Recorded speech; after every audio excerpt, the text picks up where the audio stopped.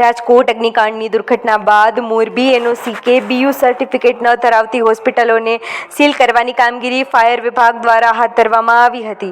મોરબી નગરપાલિકા દ્વારા 2 દિવસ અગાઉ અલગ અલગ વિસ્તારમાં ચેકિંગની કામગીરી હાથ ધરવામાં આવી હતી, જેમાં પ્રથમ દિવસે 14 હોસ્પિટલોની તપાસ કરતા 9 હોસ્પિટલો પાસે એનઓસી અને ફાયરની સિસ્ટમ ન હોવાનું સામે આવ્યું હતું. જે બાદ મોરબી પાલિકા દ્વારા પ્રાથમિક નોટિસ આપીને 2 દિવસ દરમિયાન એનઓસી મેળવી લેવા અને જરૂરી દસ્તાવેજો રજૂ કરવા માટે સૂચના આપવામાં આવી હતી.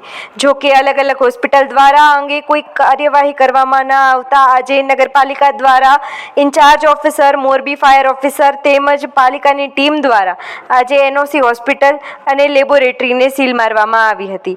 આજે પાલિકા દ્વારા મોરબીની એબીઓ પેથોલોજી લેબોરેટરી, ઓમ નાગ ગળાની હોસ્પિટલ સહિતની અલગ અલગ હોસ્પિટલને સીલ કરવાની કાર્યવાહી હાથ ધરવામાં આવી હતી.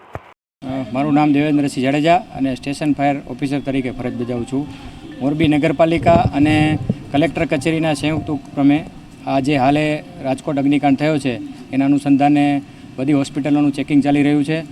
એમાં આજ રોજ આપણે 20 થી 25 હોસ્પિટલોનું ચેકિંગ કરેલું છે, જેમાં ક્ષતિ જણાતા કે જે ફાયરની સિસ્ટમ સંપૂર્ણપણે લગાવેલ નથી એવી હોસ્પિટલોને આજે બંધ કરવાનું કીધેલું છે. અને જેમાં પેશન્ટ અત્યારે એડમિટ છે એને ઓપીડી લેવાની મનાઈ કરેલી છે. સાહેબ, અંદાજિત કેટલી હોસ્પિટલ છે તેમને સીલ કરવામાં આવી છે અને આવનારા દિવસોની અંદર કેવી પ્રકારની કાર્યવાહી છે તે કરવામાં આવશે? આજ રોજ જોઈએ તો ઓમ હોસ્પિટલ, જે કાનના ગળાની હોસ્પિટલ છે, એને બંધ કરવામાં આવેલ છે. એબીઓ પેથોલોજી જે લેબોરેટરી છે એને પણ બંધ કરવામાં આવેલ છે.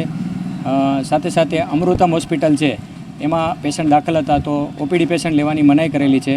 અને આપણે પરમેશ્વર પ્લાઝા, જેમાં 4 થી 5 ડૉક્ટરો આવેલા છે, એમાં પણ જે પેશન્ટ છે એને રાખવાના, બાકી ઇન્ડોર જે પેશન્ટ જે છે એને રાખવાના છે અને બહારથી કોઈ પેશન્ટ લેવાના નથી એવું બાંયધરી લેવામાં આવેલી છે.